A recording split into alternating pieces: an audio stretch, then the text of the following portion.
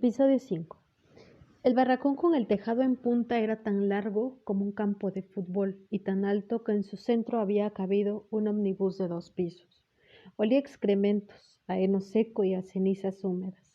Y aunque el tejado de chapa ondulada y las finas paredes prefabricadas seguro que no aislaban bien del exterior, a esa hora tan temprana se notaba ya una sensación desagradable del bochorno en su interior. Sin embargo, era principalmente el sudor que generaba el miedo el que se deslizaba por la nuca de Neil.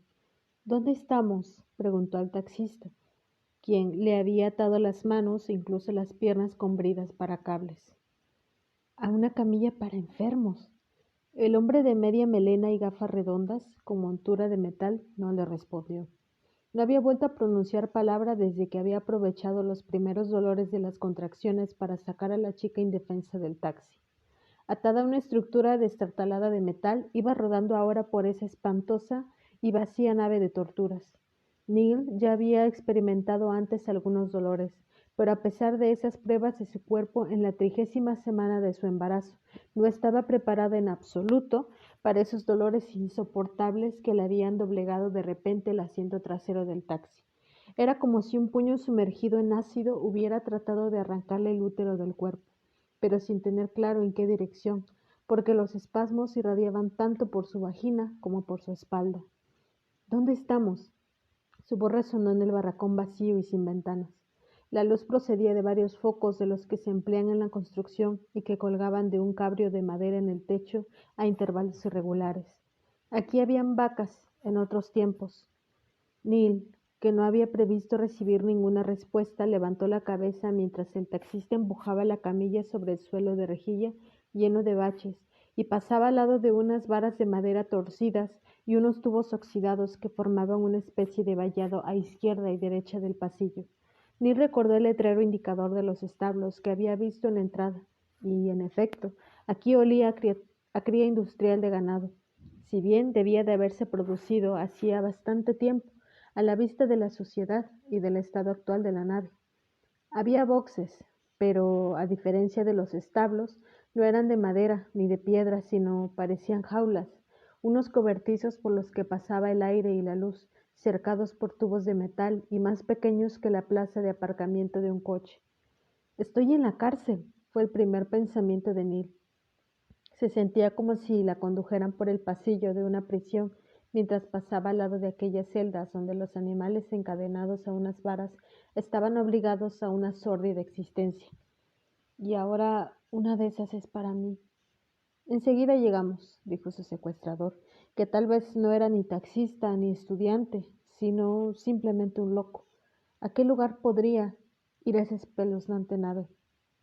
Todo se volvió aún más inquietante cuando el loco comenzó a hablar consigo mismo entre susurros, como si quisiera infundirse ánimos.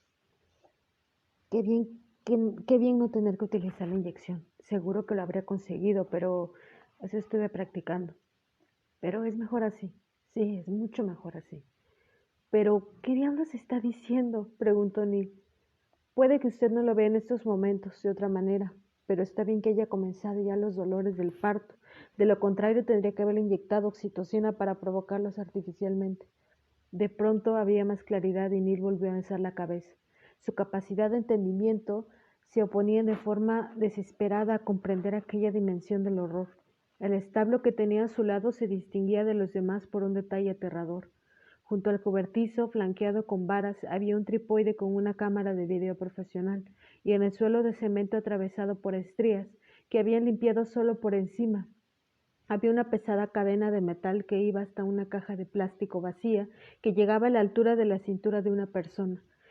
Esta estaba provista de un enrejado plegable y recordaba los transportines de animales que se usan en los aeropuertos. «¡No!», gritó y tiró de sus ataduras. «¡No!». Lo más horrible de aquel escenario no era el hecho de que las varas de cobertizo estuvieran tan torcidas que el loco podría obligar a Neil a meter la cabeza por detrás, igual que una vaca en el matadero, ni tampoco el detalle de que la cadena estuviera destinada a atarla al enrejado como un animal desvalido para inmovilizarla. Neil había gritado a causa de los rótulos, sobre el listón de madera junto encima del cobertizo. Neil ponía sobre la zona que al parecer estaba reservada para ella y la camilla, y el bebé de Neil sobre la caja de plástico. ¿Qué pretendes hacer con nosotros? Su voz había perdido expresividad a causa del miedo, y oyó hablar a sí misma como si fuera un robot. Se quedó perpleja cuando su secuestrador se disculpó. Lo siento, dijo, mientras retiraba a un lado el enrejado torcido de metal y entraba detrás de la camilla. Lo siento, pero no se puede hacer de otra manera. Empujó la camilla para entrarle en el cobertizo, que apenas apestaba a boñiga de vaca.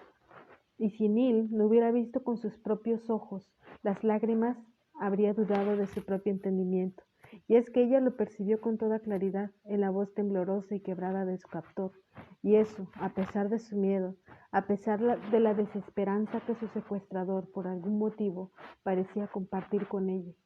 Él estaba llorando, con amargura.